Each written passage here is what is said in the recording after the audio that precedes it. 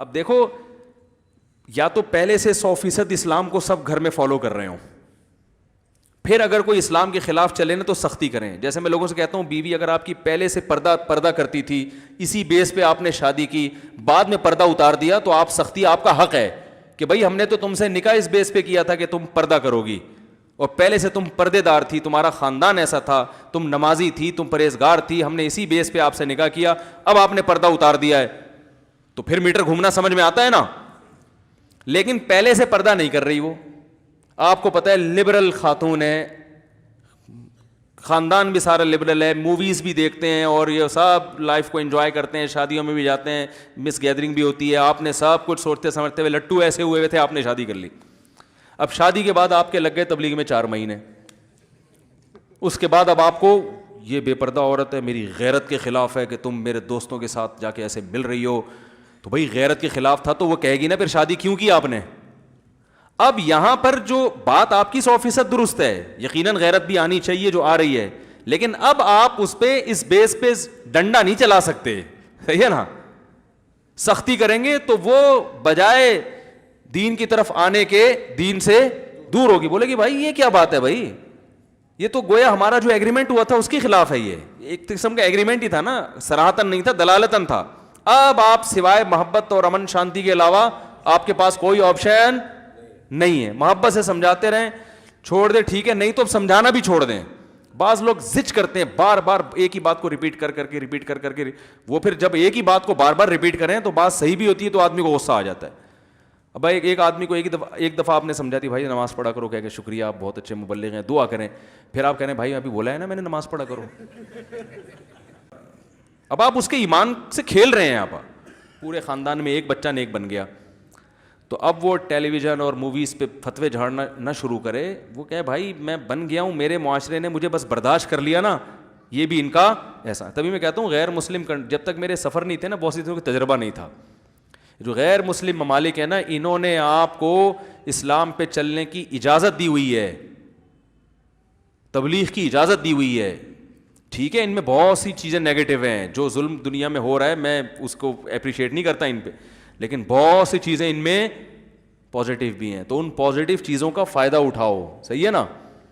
ان ملکوں میں جا کے خلاف قانون کام نہ کیا کریں, یہ شو کریں کہ ہم جو ہے نا, آپ کی جو یہاں کی اصل قوم جتنا لا کو فالو کرے گی ہم اس سے زیادہ فالو کریں گے. یہاں کے عوام جتنا ٹیکس بھرتی ہے نا, ہم اس میں ایکوریسی ہماری اس سے بھی زیادہ ہوگی.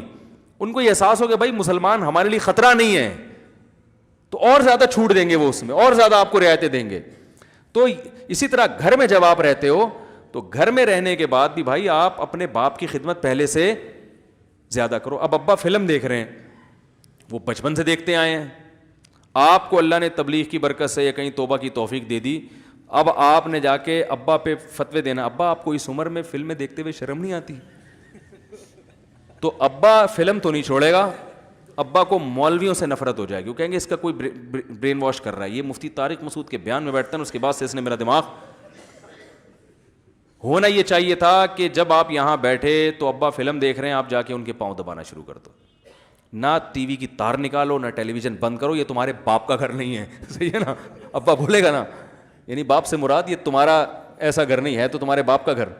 تو ویسے بھی جب تمہارے باپ کا گھر ہے, تمہارا تھوڑی ہے, تو چلے گی کس کی اس میں, باپ کی چلے گی نا. تو آپ جا کے پاؤں دباتے, ابا کہتے یار کیا ہو گیا بچے میں, بڑی تبدیلی ہے, پہلے تو بات نہیں کرتا تھا.